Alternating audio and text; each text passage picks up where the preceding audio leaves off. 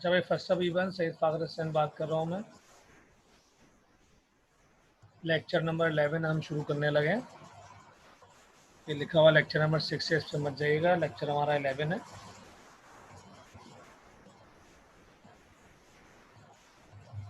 Confirm कर दें कि आपको मेरी आवाज़ आ रही है और स्लाइड शेयर हो रही है।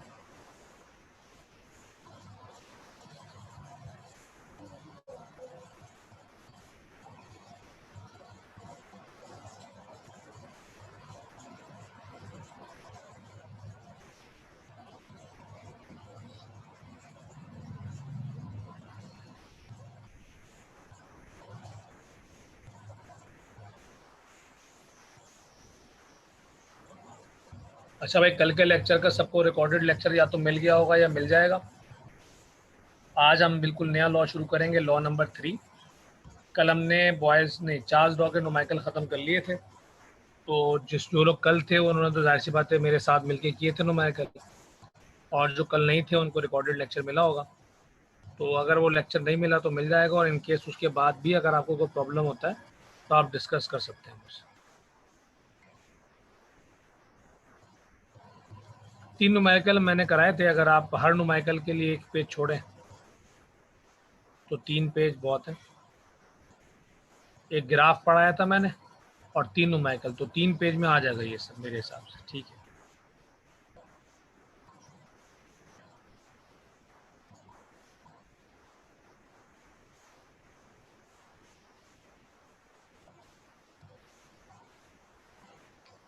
लास्ट नुमाइकल का सोल्यूशन आपको अगर नहीं मिला तो मैं क्लास के बाद सेंड कर दूंगा। अभी तो क्लास शुरू कर दी मैंने, तो मैं आपको सेंड कर दूँगा ग्रुप पे। क्लास के बाद ग्रुप पे मैं आपको लास्ट नुमाइकल का सोल्यूशन सेंड कर दूँगा। तो कल मैंने ग्राफ और नुमाइकल कराए थे जी।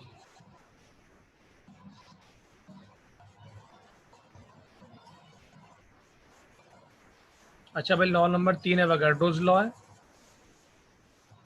2 लॉ पढ़ने के बाद ये लॉ पढ़ते हैं आप, लिहाजा काफ़ी सारी बातें उसमें से ही निकल के आती हैं तो आसानी हो जाती है। लॉ का जो टॉपिक है वो वॉल्यूम है और नंबर ऑफ मोल है। नंबर ऑफ मोल की जो टेक्निकल डेफिनेशन है वो चैप्टर 1 में आएगी। फिलहाल आप ये समझ लो कि ये मास को बोलते हैं, क्वांटिटी को बोलते हैं। अगर कोई आपसे बोलता है कि नंबर ऑफ मोल बढ़ाना है, यानी कि वो आपसे कह रहा है कि मास बढ़ाना है। अगर कोई आपसे बोल रहा है कि नंबर ऑफ मोल कम करना है, यानी कि वो आपसे कह रहा है कि मास कम करना है। तो मास से पढ़ें आप, ठीक है। नंबर ऑफ मोल लिखेंगे आप, सिंबल उसका एन है, पर सोचना आपने मास में है। तो वॉल्यूम का रिलेशन मास से आप सोच रहे हैं। टेम्परेचर और एक्सटर्नल प्रेशर कांस्टेंट है यहाँ पर।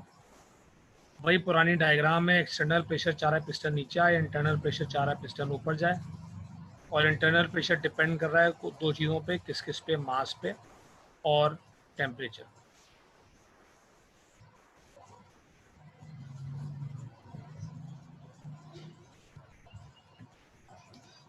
अब ये लॉ आपके सामने है, इसको 1 दफ़ा 2 दफ़ा 3 दफ़ा पढ़ना है और सोचना है।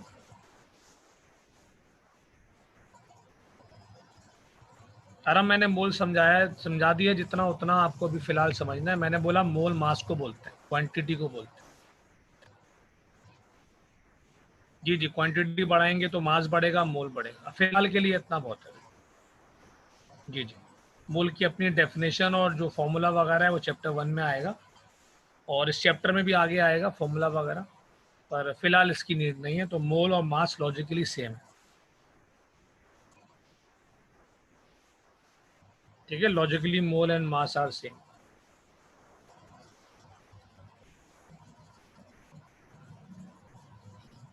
मोल बढ़ाने का मतलब है मास बढ़ाना है, मास बढ़ाने का मतलब है मजीद गैस कंटेनर में डालनी है। चलिए अब ज़रा इसको स्टेटमेंट को 1 से 2 दफ़ा 3 दफ़ा पढ़ें आप।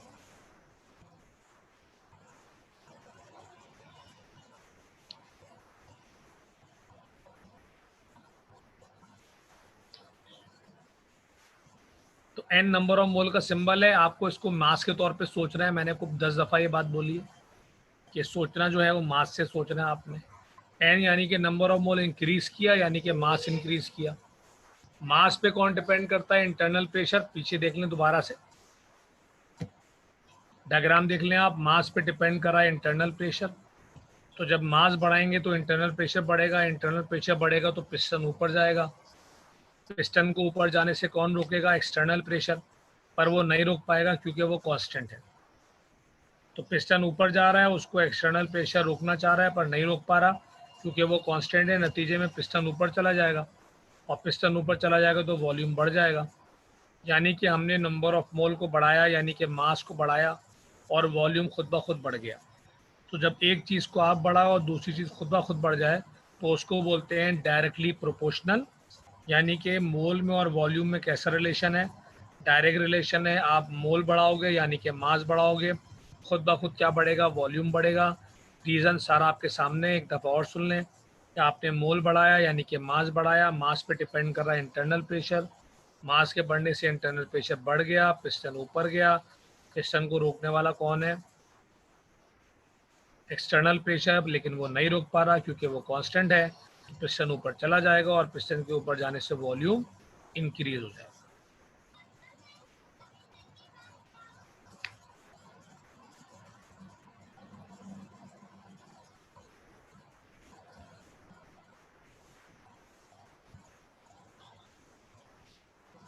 क्लोज कंटेनर में कोई सा कॉक लगा सकते हैं जो कि क्लोज होगा, और जिस वक्त गैस फिल करनी होगी वो ओपन होगा, गैस अंदर जाएगी, वापस बंद हो जाएगा। बहरहाल ये हमारा इशू नहीं है। मोल कैसे बढ़ाना है ये साइंटिस्ट का इशू है कि वो सोचे। हमें तो ये पढ़ना है कि मोल के बढ़ने से होगा क्या। पर इंडस्ट्री में बड़े आराम से हो जाते हैं ऐसी चीज़ों के हैंडलिंग।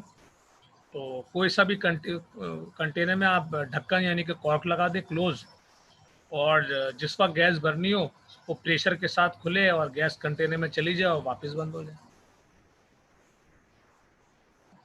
फाइज मुतमईन हो गया आप?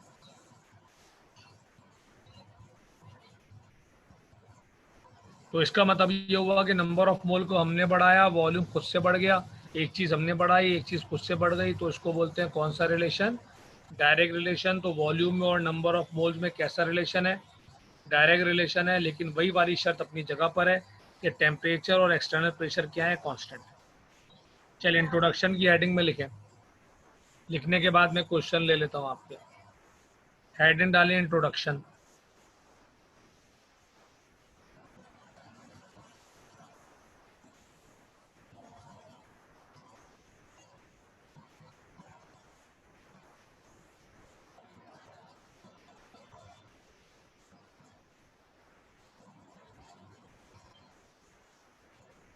This law was given by this law was given by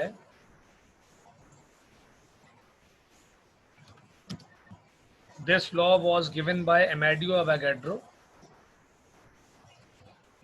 This law was given by Amadeo Avogadro.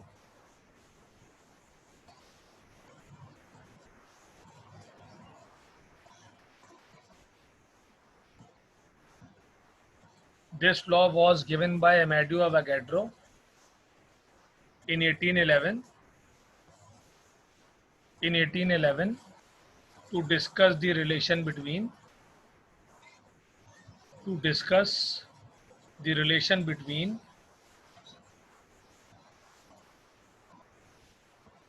to discuss the relation between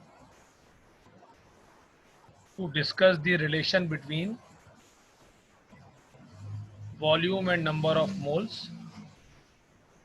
To discuss the relation between volume and number of moles of gas.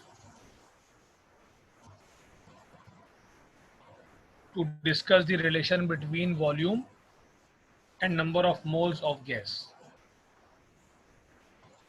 To discuss the relation between volume and number of moles of gas. चले heading डालें statement.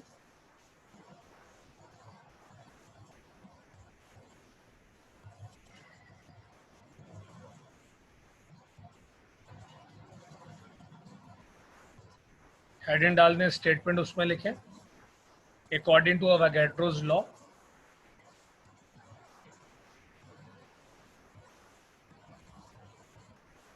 according to Avogadro's law according to Avogadro's law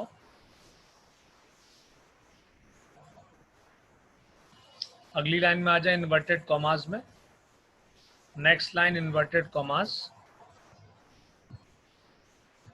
at constant temperature and pressure,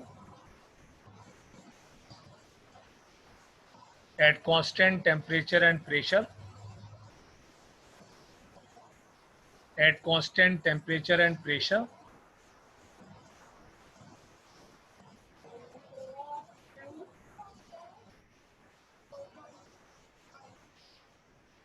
constant temperature and pressure, bracket में लिख दें external. मैं repeat कर रहा हूँ, at constant temperature and pressure, bracket में आ गया एक्सटर्नल। हमारा 6 दफ़ा तो रिपीट किया बेटा, आप 7वीं दफ़ा फिर रिपीट करने को बोल रहा है यार, ये तो ज्यादती है ना। At constant temperature and pressure मैंने 6 दफ़ा बोला है, फिर भी रिपीट करने को बोल रहा है। At constant temperature and pressure, bracket में आ गया external, comma, its volume is directly proportional, its volume is directly proportional, its volume is directly proportional,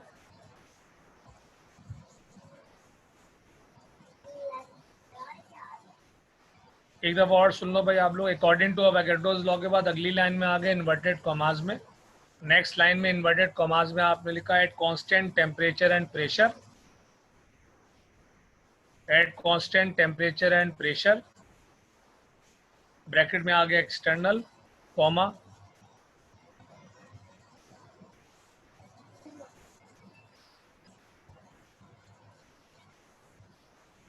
comma के बाद इट्स वॉल्यूम इज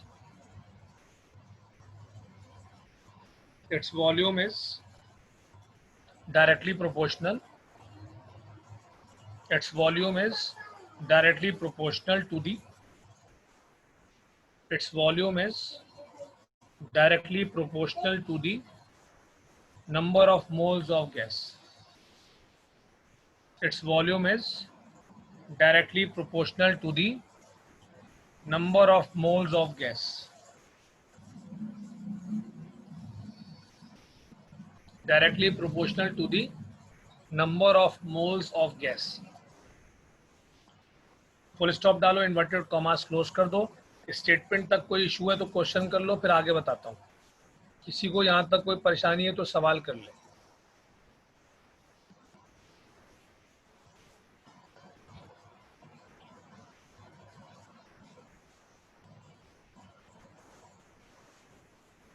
अफान, इसका मतलब है कि इंटरनल प्रेशर को बढ़ाने के दो तरीके हैं, या तो मास बढ़ाओ तो बढ़ेगा, या टेम्परेचर बढ़ाओ तो बढ़ेगा। दोनों को बढ़ाओगे तब भी बढ़ेगा। तो इस वाले में टेम्परेचर कांस्टेंट है, लिहाजा वो बढ़ तो रहा है पर मोल के जरिए बढ़ रहा है, जबकि चार्ल्स लॉ में वो टेम्परेचर के जरिए बढ़ता था। ये मतलब है। हाँ जी, नंबर ऑफ मोल गैस तक ही है। ठीक है फन, चलें अब मैथमेटिकल फॉर्म की हेडिंग डाल दें। आप मैथमेटिकल फॉर्म कह लो या मैथमेटिकल रिप्रेजेंटेशन कह लो, इसकी हेडिंग डालें।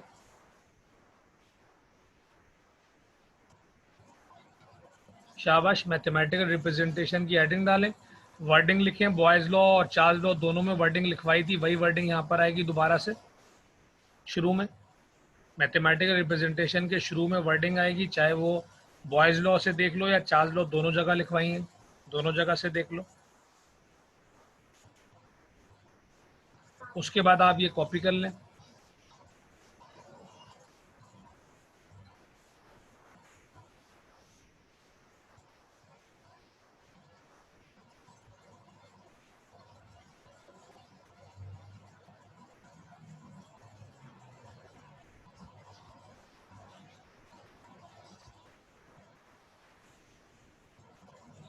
अब मैथमेटिकल फॉर्म आपको सामने दिख रही है। वी और एन का रिलेशन डायरेक्ट है, साइन हटता है, इक्वल आता है, कांस्टेंट आता है, कांस्टेंट किया गया, एन यहाँ मल्टीप्लाई हो रहा है, वहाँ जाके डिवाइड हो गया, और वी और एन डिवाइड हो रहे हैं तो उसको रेशो बोलते हैं।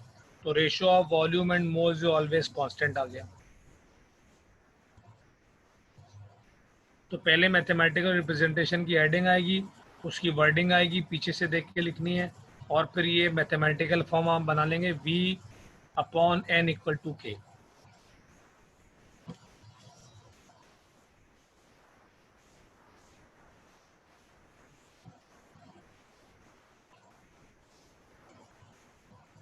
अगली स्लाइड में खोल रहा हूँ, इस स्लाइड को आप पढ़ें।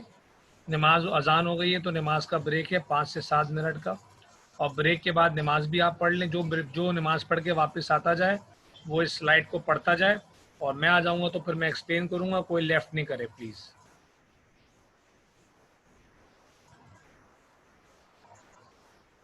यस फाइज बोलो।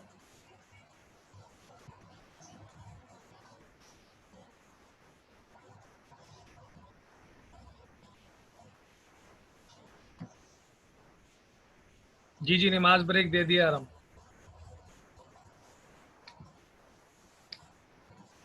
जो लोग नमाज पढ़ के वापस आ जाएंगे वो अगली वाली स्लाइड को पढ़ेंगे, ताकि जब मैं आऊँ तो फिर वो उस पर बात होगी।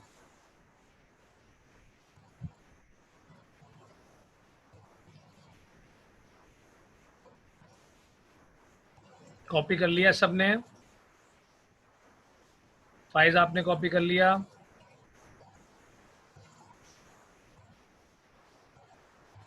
चले।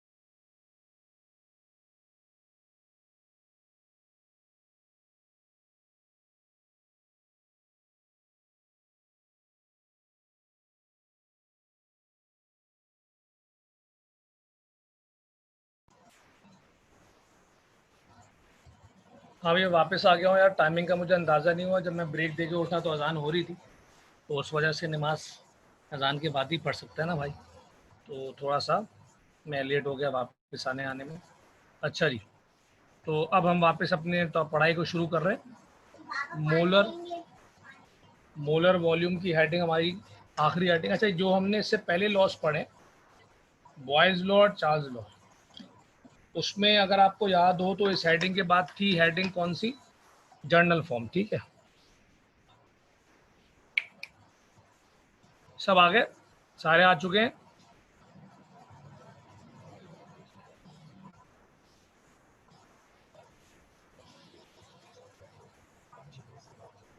चलें, तो मैं ये बता रहा था कि हमने इससे पहले जो दो लॉस पढ़े उसमें अगली हेडिंग होती थी जर्नल फॉर्म, उसके बाद होता था ग्राफ। पर यहाँ पे जर्नल फॉर्म और ग्राफ की हेडिंग बुक में नहीं है, तो इसका मतलब है कि बचत हो गई हमारी। तो इसका मतलब है कि एवोगाड्रोस लॉ में 3 हेडिंग है वही वाली, और चौथी और पांचवी नहीं है, जर्नल फॉर्म नहीं है और ग्राफ नहीं है, तो ये दोनों हेडिंग्स हमने नहीं पढ़नी। ठीक है, बुक में नहीं, जो चीज़ बुक में होती है वो हम पढ़ते हैं। हाँ, एक इजाफी हेडिंग इसमें आ गई है और वो अब आपके सामने, this is called molar volume, और ये बड़ी तगड़ी पढ़ाई है। 5 मिनट ज़रा इंटरेस्ट लेके और तवज्जो से पढ़ना है आप। ठीक है, नमाज ब्रेक देने पे एक बंदा गायब हो गया ऑलरेडी, ये हाल है। अच्छा भाई, अब देखें मोलर वॉल्यूम जो है ये क्या बोलता है, गौर से मेरी बातें सुनने आपकी, कि 4 चीज़ें मैंने आपको अब तक पढ़ा दी, प्रेशर, टेम्परेचर, मोल्स और वॉल्यूम। इन 4 में से अगर आप तवज्जो दें मेरी बात पर, तो 3 जो हैं, प्रेशर, टेम्परेचर और मोल, ये वॉल्यूम को चेंज कर रहे हैं। यानी प्रेशर चाह रहा है वॉल्यूम को चेंज करना, तो बॉयज़ लॉ में ऐसा पढ़ा आपने, प्रेशर बढ़ाओगे वॉल्यूम कम हो जाएगा। टेम्परेचर चाह रहा है वॉल्यूम को चेंज करना, तो चार्ल्स लॉ में आपने पढ़ा टेम्परेचर बढ़ाओगे वॉल्यूम बढ़ जाएगा। नंबर ऑफ मोल्स चाह रहा है कि वॉल्यूम बढ़ जाए, तो वो कौन से लॉ में पढ़ा आपने, एवोगाड्रोस लॉ में पढ़ा आज ही, कि नंबर ऑफ मोल बढ़ाओगे वॉल्यूम बढ़ जाएगा। यानी कि वॉल्यूम इन तीनों लॉज में ना बेचारा है, बेचारा समझ रहे हैं आप। वॉल्यूम इन तीनों लॉज में डिपेंडेंट है, डिपेंड कर रहा है किसके ऊपर, कभी प्रेशर पे डिपेंड कर रहा है, कभी टेम्परेचर पे डिपेंड कर रहा है, और कभी नंबर ऑफ मोल्स पे डिपेंड कर रहा है। ये बात मैंने सबसे पहली लाइन में लिखी है कि volume depend upon pressure, temperature and moles. ये बात सबको क्लियर हो गई। अब अगला पॉइंट ये लिखा हुआ है कि अगर हमने टेम्परेचर और, हमसे मुराद है साइंटिस्ट ऐसी बातें कर रहा है, हम फॉलो कर रहे हैं। अगर हम टेम्परेचर और प्रेशर को कांस्टेंट बना दें, ठीक है, अगर हम टेम्परेचर और प्रेशर को क्या बना दें, कांस्टेंट बना दें,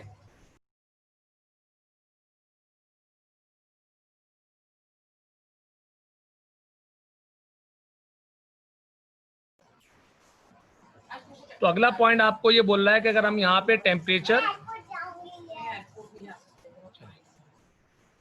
तो अगर हम यहाँ पे टेम्परेचर और प्रेशर को कांस्टेंट बना दें, तो फिर वॉल्यूम सिर्फ और सिर्फ किस पे डिपेंड करेगा, नंबर ऑफ मोल्स पे।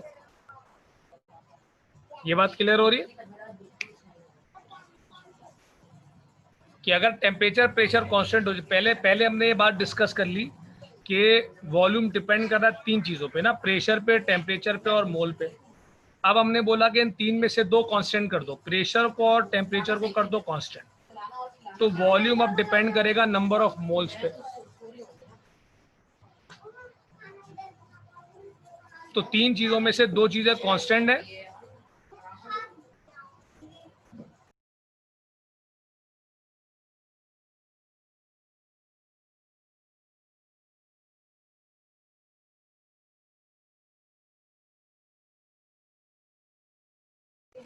अब बच गया नंबर ऑफ मोल। ठीक है, अब अगले पॉइंट में लिखा हुआ है कि अगर नंबर ऑफ मोल को भी कांस्टेंट कर दें, तो जो वॉल्यूम है वो खुद ब खुद कांस्टेंट हो जाए। तो अगर मैं ये बातें रिपीट करूं एक दफ़ा और, तो क्या बोला मैंने, आप दोबारा सुने। पहले मैंने बोला कि प्रेशर जो है, प्रेशर बोल रहा हूँ, वॉल्यूम जो है वो प्रेशर, टेम्परेचर और मोल्स तीनों के जरिए चेंज हो सकता है, पहले हमने ये बोला। फिर हमने बोला कि 3 में से 2 चीज़ें कांस्टेंट कर दो, टेम्परेचर और प्रेशर को कांस्टेंट कर दो, तो जो नंबर ऑफ मोल है उसको सिर्फ और सिर्फ कौन चेंज करेगा, नहीं सॉरी, वॉल्यूम को सिर्फ और सिर्फ कौन चेंज करेगा, वो नंबर ऑफ मोल। ये 2 बातें हो गई। फिर तीसरी लाइन में हमने बोला कि मोल को भी कांस्टेंट कर दो, यानी प्रेशर, टेम्परेचर तो ऑलरेडी कांस्टेंट है, अब हमने बोला कि मोल को भी कांस्टेंट कर दो, तो कितने लोगों को ये बात क्लियर है कि जब तीनों चीजें कांस्टेंट हो जाएंगी तो वॉल्यूम खुद ब खुद कांस्टेंट हो जाएगा? तीन चीजें ऐसी थी जो वॉल्यूम को कांस्टेंट कर रही थी, कांस्टेंट बोल रहा हूँ, तीन चीजें ऐसी थी जो वॉल्यूम को चेंज कर रही थी, प्रेशर, टेम्परेचर और मोल्स। बारी बारी हमने वो तीनों कांस्टेंट कर दिए, पहले प्रेशर, फिर टेम्परेचर और अब मोल। तो वॉल्यूम खुद ब खुद क्या हो जाएगा? कांस्टेंट। जो काम की बात है इस पूरी कहानी में वो ये है कि प्रेशर, टेम्परेचर और मोल को कांस्टेंट इंसान कर रहा है, मैं कर रहा हूँ, आप कर रहे हैं, लेकिन वॉल्यूम खुद ब खुद कांस्टेंट हो रहा है इस वजह से क्योंकि उसको चेंज करने वाली तीनों चीजें क्या हो गई हैं? कांस्टेंट। इसीलिए अंग्रेजी का वर्ड यहाँ लिखा हुआ है naturally become constant. Naturally become constant का मतलब है हमने कांस्टेंट नहीं किया, खुद ब खुद कांस्टेंट हो रहा है इस वजह से क्योंकि प्रेशर, टेम्परेचर और मोल्स क्या हो गए? कांस्टेंट हो गए। यहां तक की बात क्लियर है तो ओके दो।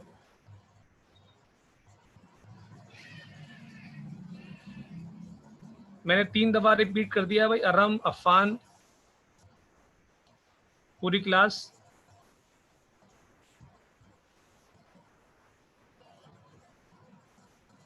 यस अरम।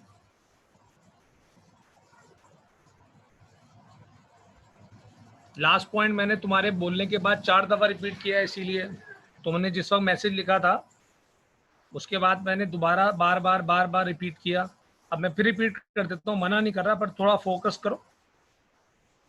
कांस्टेंट से मुराद कांस्टेंट होता है अफान? किसने पूछा ये? मुबश्शिर, कांस्टेंट का मतलब कांस्टेंट, चेंज नहीं होगा। कांस्टेंट इंग्लिश का वर्ड है ना, कांस्टेंट तो इंग्लिश का वर्ड है, कांस्टेंट का मतलब ऐसी चीज जो चेंज ना हो।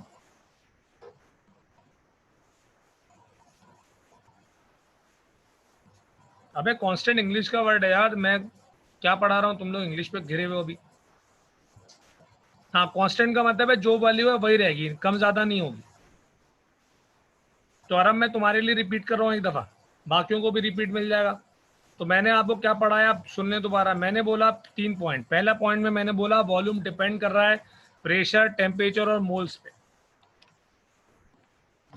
दूसरे पॉइंट में मैंने बोला कि इन तीन में से दो को हमने कर दिया कांस्टेंट, प्रेशर को और टेम्परेचर को। कांस्टेंट का मतलब ये चेंज नहीं हो रहे, तो जब ये दो चेंज नहीं हो रहे तो ये वॉल्यूम को जाहिर सी बात है चेंज नहीं कर सकते। तो अब वॉल्यूम सिर्फ और सिर्फ किस पे डिपेंड कर रहा है? मोल्स पे। और तीसरे पॉइंट में मैंने आपको बोला कि मोल को भी कांस्टेंट कर दिया, मोल को भी कांस्टेंट कर दिया, तो अब वॉल्यूम को चेंज करने वाला कोई नहीं बचा भाई। अब कोई वॉल्यूम को चेंज नहीं कर सकता, तो वॉल्यूम खुद ब खुद क्या हो गया? कांस्टेंट हो गया। जो कॉन्सेप्ट मैं आपके जहन में डालना चाह रहा हूँ, जिसपे मेरा जोर है, वो ये है कि वॉल्यूम खुद ब खुद कांस्टेंट हो रहा है, बाकी तीन चीजें इंसानों ने कांस्टेंट की हैं। वॉल्यूम खुद ब खुद क्या हो रहा है? कांस्टेंट हो रहा है, क्योंकि अब वॉल्यूम को चेंज करने वाला कोई बचा नहीं। अब मुझे ओके दें आप।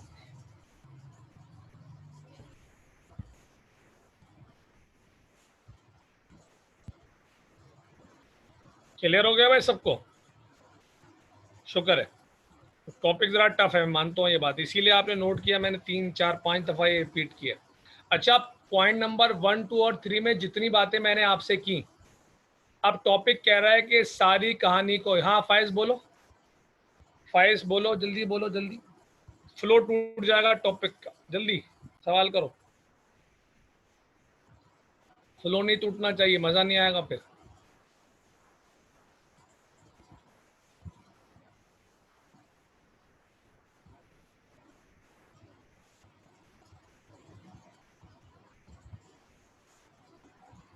प्रेशर तो बाहर से इंक्रीज होता है ना, पिस्टन को नीचे धक्का देना है, धक्का दो, धक्का धक्का देने का वॉल्यूम से क्या ताल्लुक है? वॉल्यूम तो बाद में कम होगा ना, पहले प्रेशर बढ़ाओगे, वॉल्यूम तो बाद में कम होगा। पहले वॉल्यूम डिक्रीज थोड़ी हो रहा है, पहले तो आप प्रेशर, बाहर से प्रेशर बढ़ा, पिस्टन को नीचे धक्का दो, हाथ रखो पिस्टन पे, नीचे धक्का दो, कैसे, क्या मतलब? पिस्टन कंटेनर की छत को बोलते हैं ना, कंटेनर की छत को ऊपर से दबाओ, जब ऊपर से दबाओगे तो वो नीचे मूव करेगा नहीं करेगा? जब वो नीचे मूव करेगा तो वॉल्यूम कम होगा। अब समझा? एक कंटेनर की छत को पिस्टन बोलते हैं, उस छत को हाथ से आप दबाएंगे तो पिस्टन नीचे जाएगा।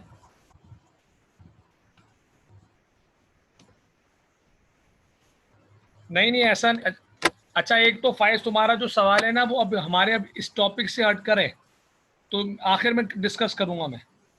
अभी डाइवर्ट हो जाएंगे सब। अभी देखो मोलर वॉल्यूम में तो इन सब का जिक्र ही नहीं है जो तुम बात कर रहे हो, तो थोड़ा सब्र कर लो, मैं लेक्चर के एंड पे तुम्हें जवाब देता हूँ, ठीक है। अभी हम मोलर वॉल्यूम को जरा क्लियर कर लें वरना सब डिस्टर्ब हो जाएंगे। तो मोलर वॉल्यूम के 3 पॉइंट हो गए, ठीक है भाई, कि भाई तीनों चीज़ें कांस्टेंट कर दी हैं, लिहाजा वॉल्यूम खुद ब खुद क्या हो गया, कांस्टेंट। अब टॉपिक बोलता है कि प्रेशर, टेम्परेचर और मोल को मैथमेटिक्स की टर्म में लिख दो। यानी प्रेशर को कांस्टेंट कर दिया, गौर से सुनना है, दो दफ़ा 3 दफ़ा 4 दफ़ा मैं बोलूंगा, आपने गौर से सुनना है।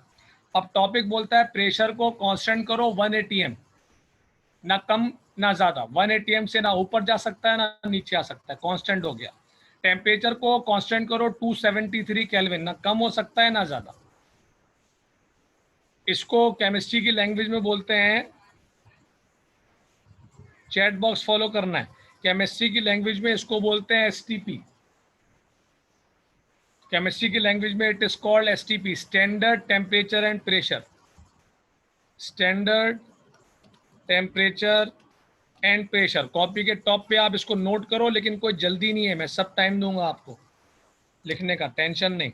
तो स्टैंडर्ड टेम्परेचर एंड प्रेशर इसका पूरा नाम। तो आज के बाद कभी भी कोई आपसे बोले कि यार एसटीपी का मतलब बताओ, तो आप बोलेंगे प्रेशर 1 atm, टेम्परेचर 273 केल्विन।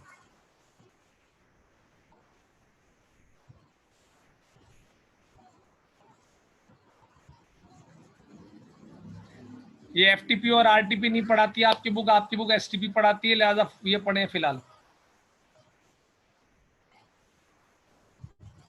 फाइज ये एफटीपी आरटीपी कुछ नहीं होता फिलहाल। तो STP standard temperature and pressure.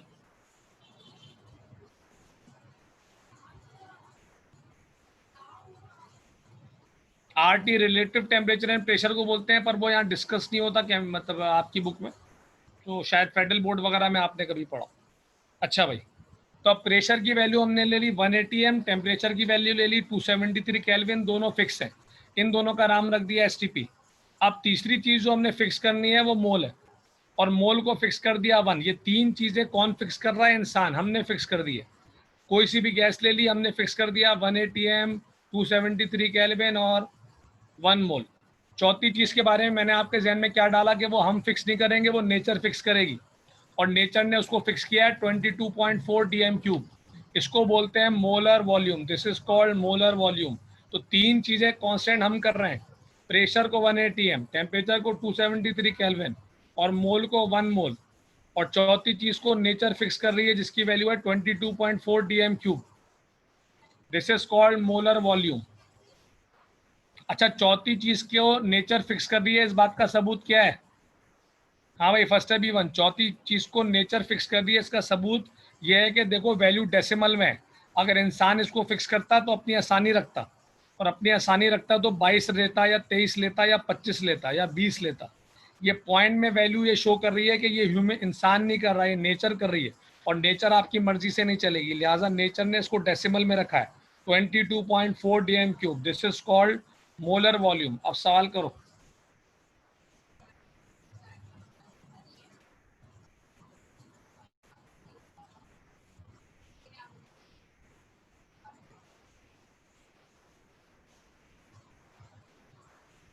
Clear हो गया?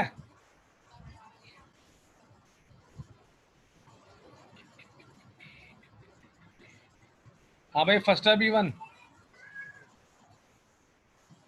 सारे लोगों को क्लियर है?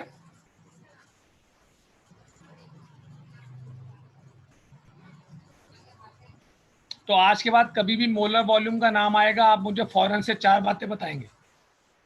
फौरन से आप बोलेंगे सर प्रेशर 1 atm होगा, टेम्परेचर 273 केल्विन होगा, नंबर ऑफ मोल 1 मोल होंगे, और वॉल्यूम होगा 22.4। ये बिल्कुल हिफ्ज होना चाहिए, जब इसकी बारी आए फटाफट आपके मुंह से निकलना चाहिए। बाकी टेम्परेचर और प्रेशर के लिए जो शॉर्ट नेम है वो आपको वो भी याद रखना है, स्टैंडर्ड टेम्परेचर एंड प्रेशर। चले वर्डिंग लिखें, शाबाश, वर्डिंग लिखें। लास्ट वाली बात मैंने ये बताई है मुबशर की, जो 22.4 है इसको हम कांस्टेंट नहीं कर रहे, ये खुद ब खुद कांस्टेंट हो रहा है। नेचर का मतलब खुद ब खुद, और खुद ब खुद कांस्टेंट होने की वजह से ही इसकी जो वैल्यू है वो डेसिमल में है।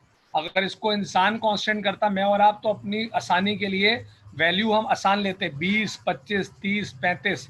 ये जो ऑड वैल्यू आ रही है अजीब सी पॉइंट में, ये इस वजह से आ रही है क्योंकि ये इंसान नहीं कर रहा, ये खुद ब खुद हो रहा है। ये बोला मैं।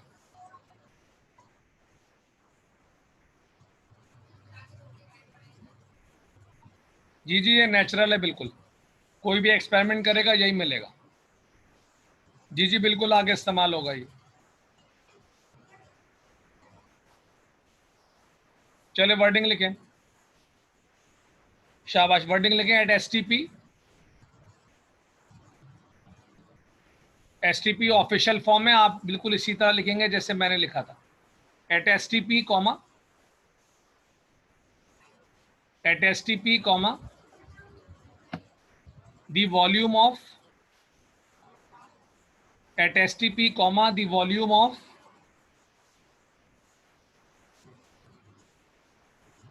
one mole, the volume of 1 mole of every gas, the volume of 1 mole of every gas, the volume of 1 mole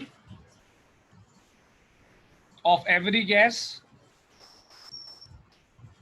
of every gas is always fixed, is always fixed, is always fixed, that is equal to, is always fixed, that is equal to 22.4 dm cube, that is equal to 22.4 dm cube,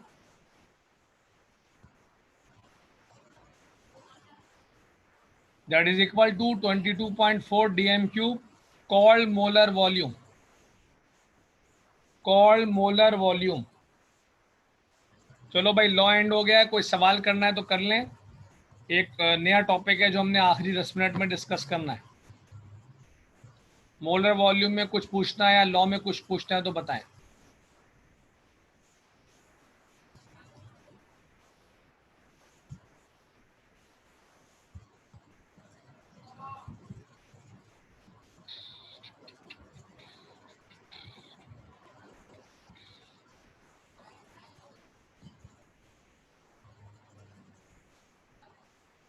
five और आखिर में last minute में मैं सबको बोलूंगा भाई कि जो सवाल करना है कर लें। टॉपिक आज के लेक्चर का ख़त्म है, फिर मैं आपके सवाल का जवाब दूंगा, जवाब देके जाऊंगा, आप फिक्र नहीं करो इंशाल्लाह। क्योंकि सवाल बड़ा ही हल्का सवाल है तुम्हारे लिहाज से, अच्छे सवाल करते हो तुम, और आज तुमने हल्का सवाल किया।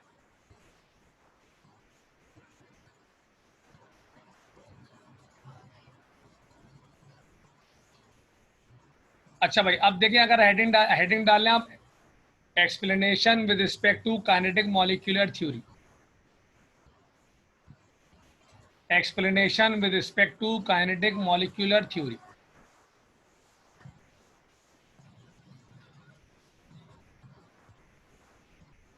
बोर्ड में सवाल आता है कि एक्सप्लेन फॉलोइंग लॉज। हाँ भाई, explain following laws with respect to kinetic molecular theory.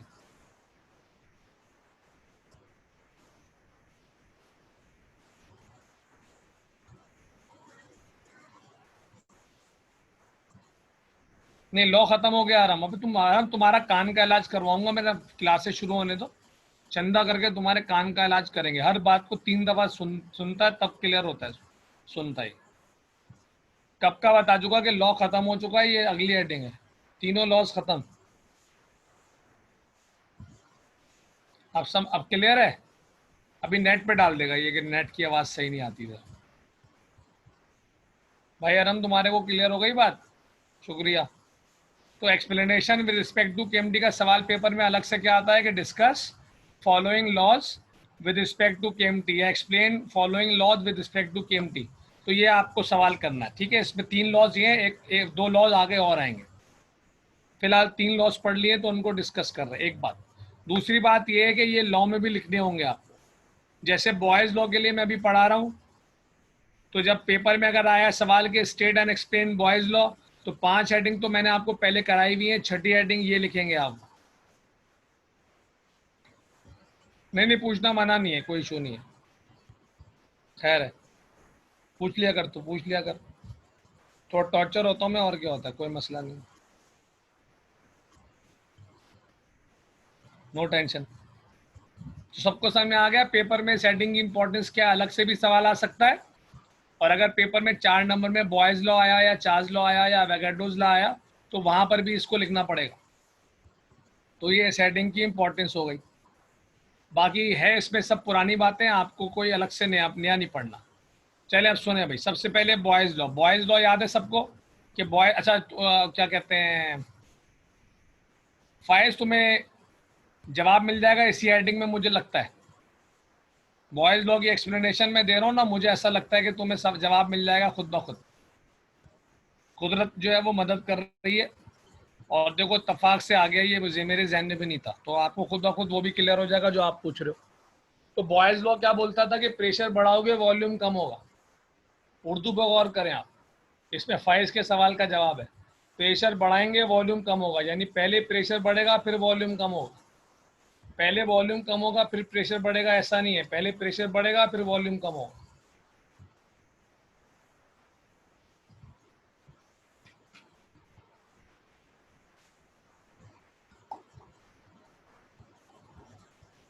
इसीलिए रिलेशन इनवर्स पढ़ा आपने, वॉल्यूम और प्रेशर में इनवर्स रिलेशन है, सबको ये बात मालूम है।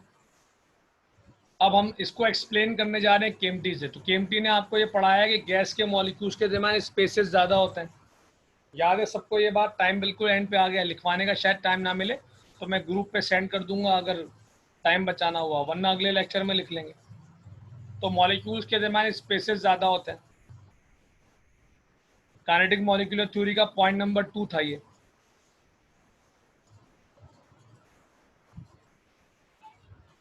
ठीक है भाई, गैसेस के मॉलिक्यूल के दरमियान स्पेस ज़्यादा होते हैं, ये सबको याद आ गया। अब टॉपिक बोलता है कि आपने बाहर से प्रेशर बढ़ाया। फाइज तुम गौर से सुनो, बाकी लोग भी सुने, पर फाइज ने सवाल भी किया था यही वाला। आपने प्रेशर बढ़ाया यानी आपने पिस्टन को नीचे धक्का दिया, पिस्टन के ऊपर कोई ज़्यादा हैवी वेट रख दिया आपने, 5 kg का, 10 kg का, या आपने पिस्टन को हाथ से धक्का दिया नीचे।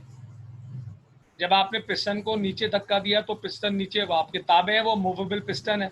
जब वो नीचे मूव करने लगा तो मॉलिक्यूल को अब जगह कम मिल रही है, तो जब मॉलिक्यूल को कम जगह मिल रही है तो वो क्लोज आएंगे, और क्योंकि उनके दरमियान स्पेस बहुत ज़्यादा है लिहाजा वो आसानी से क्लोज आ जाएंगे। उनके मुकाबले में कोई लिक्विड या सॉलिड होता तो वहाँ स्पेस नहीं होता है, लिहाजा वो करीब नहीं आ सकते थे। तो गैस के मॉलिक्यूल में स्पेस ज़्यादा है, लिहाजा आपने बाहर से प्रेशर बढ़ाया, पिस्टन नीचे ट्रेवल कर रहा है, पिस्टन के नीचे आने से मॉलिक्यूल करीब आ रहे हैं, क्योंकि क्या अवेलेबल है, स्पेसेस। आप प्रेशर बढ़ाते जाओगे, पिस्टन नीचे आता जाएगा, मॉलिक्यूल करीब आते जाएंगे, स्पेस कम होते जाएंगे और गैस का वॉल्यूम कम होता जाएगा। इसका मतलब है रिलेशन कैसा साबित हो गया, इनवर्स। हमने क्या चीज़ बढ़ाई, प्रेशर, और खुद ब खुद क्या कम हो गया, volume. This is called boys law. तो इसका मतलब है कि लॉ दोबारा से पढ़ रहे हैं आप, वही चीज़ है, सिर्फ केएमटी को बीच में लाना था, वो ले आए। केएमटी को कैसे बीच में लाए, स्पेस से ले आए। क्या आपने प्रेशर बढ़ाया, पिस्टन नीचे आया, स्पेसेस ज़्यादा हैं लिहाजा मॉलिक्यूल करीब आने लगे, करीब आने से स्पेस कम होने लगा और आहिस्ता आहिस्ता जगह कम हो रही है, लिहाजा वॉल्यूम कम हो रहा है। This is called inverse relation. क्या आपको बात क्लियर हो गई है पूरी क्लास?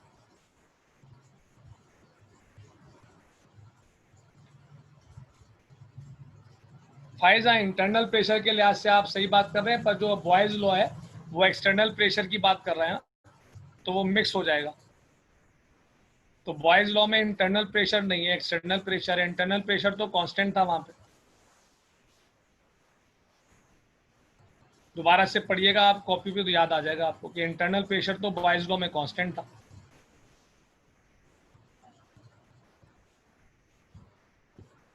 सबको क्लियर हो गया भाई?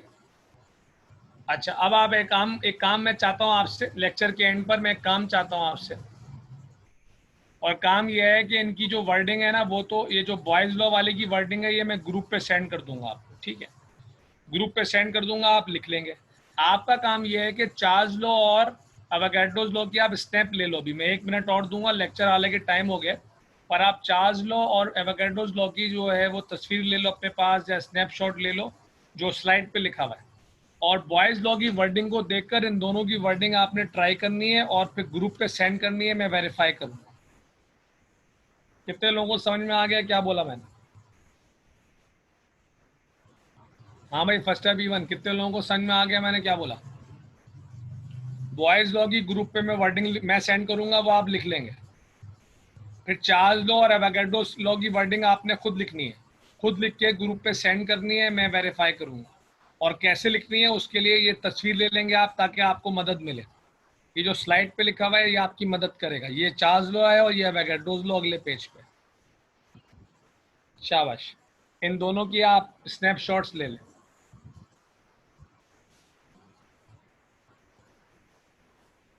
ये एवोगैड्रोस लॉ और ये चार्ल्स लॉ। बाकी आज का लेक्चर एंड हो गया, सवाल सारे क्लियर कर दिए मैंने। अगले लेक्चर में इंशाल्लाह जनरल गैस इक्वेशन और न्यूमेरिकल्स और बड़ी मज़ेदार पढ़ाई है अगली। अगले वीक से 2 हफ्ते तक ऑलमोस्ट बड़ी अच्छी मज़ेदार सी पढ़ाई है, क्योंकि न्यूमेरिकल ज़्यादा है और थ्योरी कम है।